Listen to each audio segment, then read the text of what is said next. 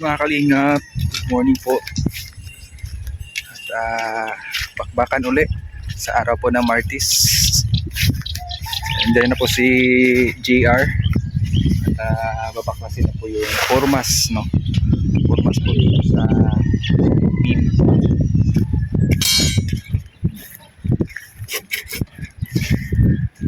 Binabaklas na po yung formas, no, para mailipat po sa iba. Para makapag buhos ulit. Grabe guys, oh. Ano na talaga. Tapos na yung beam. Dito pa isa pa ikot mga structural house.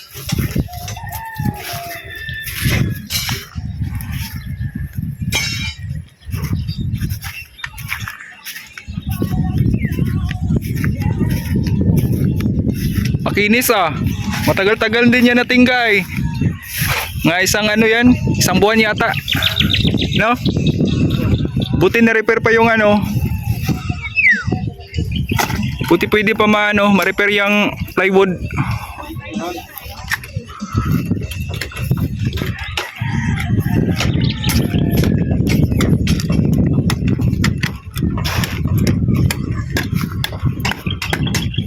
Masyadong ipit, no?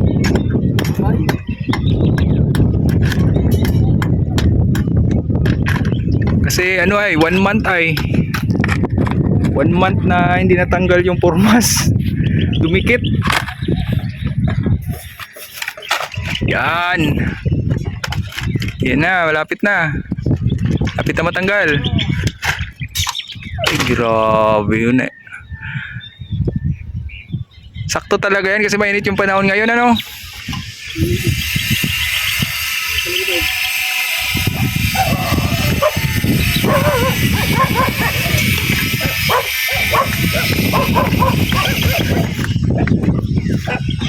Unti-unti na po yung nulog yung pang-ipit. Yun, baklas. Kinis din sa loob, oh. Grabe, ganyan pala yung napurmasa ng isang buwan.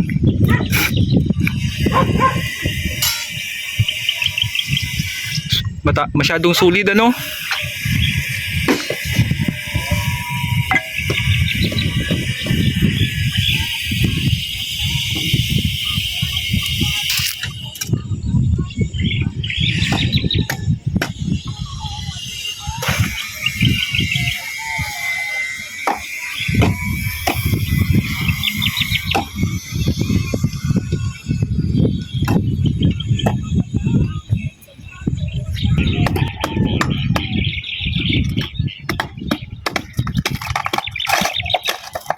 Yun, baklas.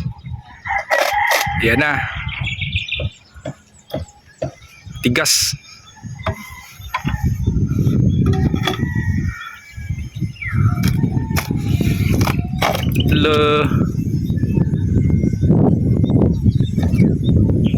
Yan, tapos na po, no? Yung biga sa harapan.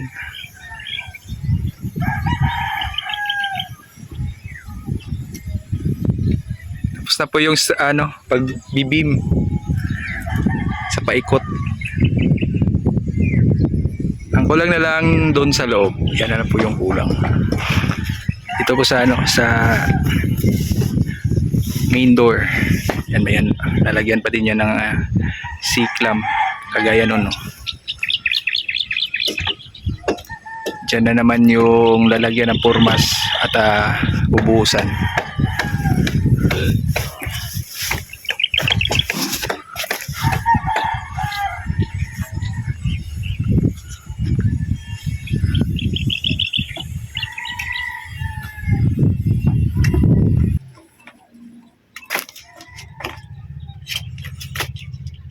Ganda na ng beam, oh.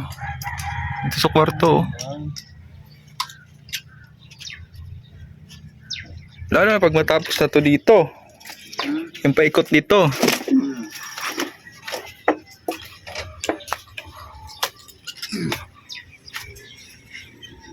Yan, oh, kung mapaikutan tong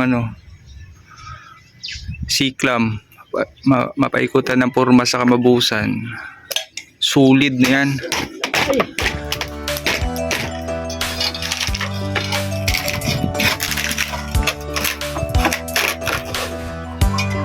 Nakakonect yan doon sa pinto sa ano ay CR.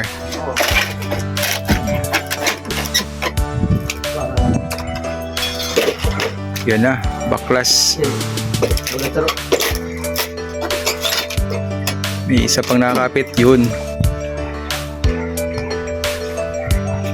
Bagag. Di ba itong mga plywood, ano? Ano kita? Para just ka ng ano?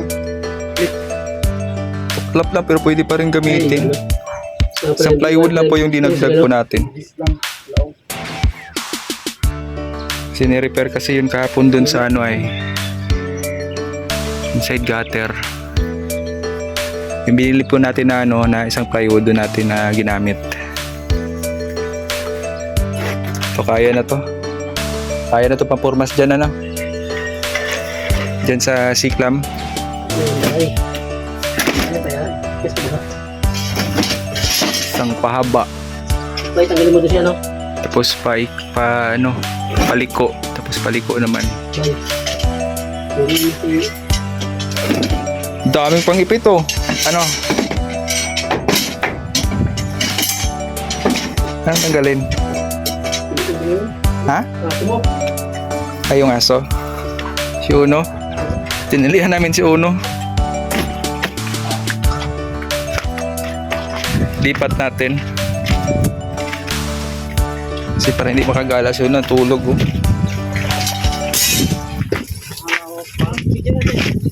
Dekado yan, bay.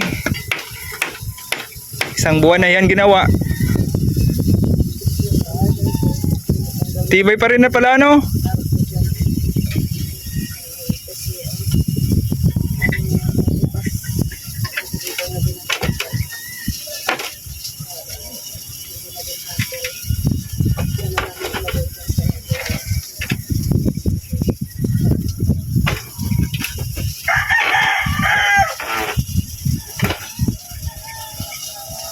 Malinis na tingnan ang harap, no? Pag natanggal na yan.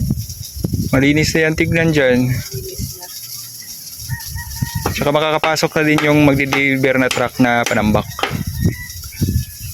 Diyan natin lagay sa may ano, terrace.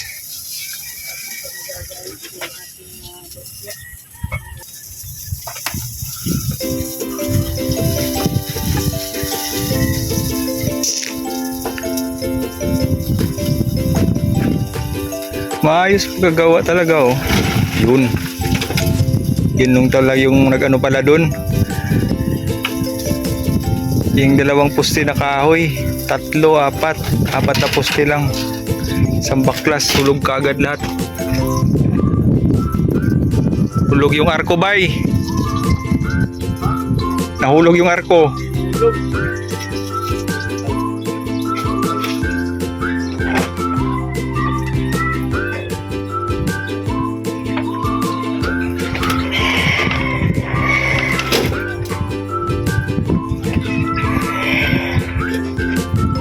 Maraming kukulamber na nagamit yan ano.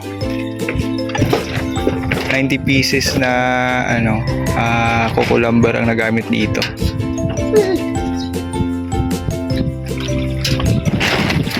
Palipat-lipat na lang po yung mga ano niya. Gawa kasi ng kukulamber pag bi-breeze no. Yun yung ginagamit pang tukod, pang porma.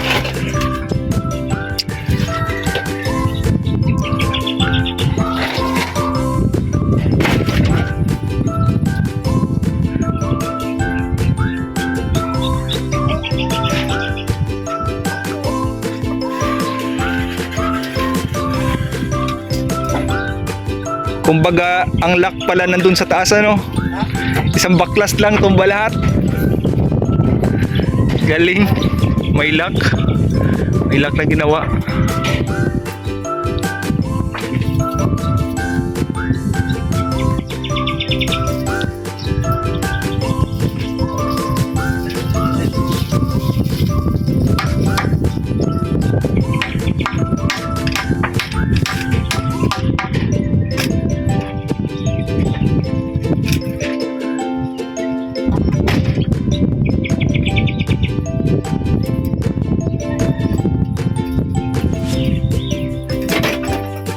Yung mga kukulamber yan yung gagamitin, no? Pampurmas dun sa loob.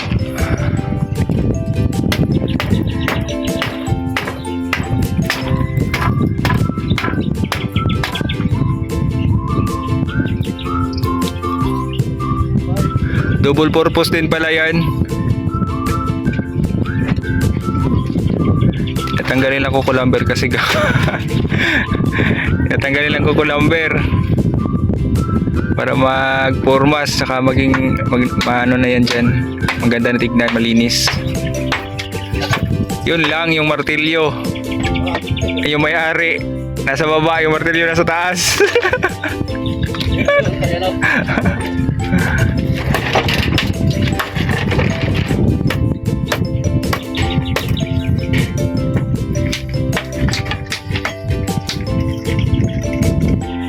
Ang dami palang lumber na nagamit dyan, ano?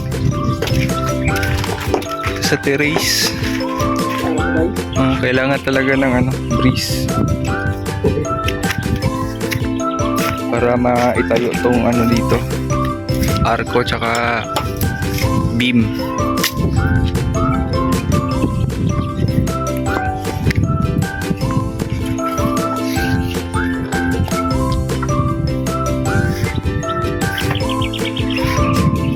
Arco Nerea. Welcome to Kokoyamit House.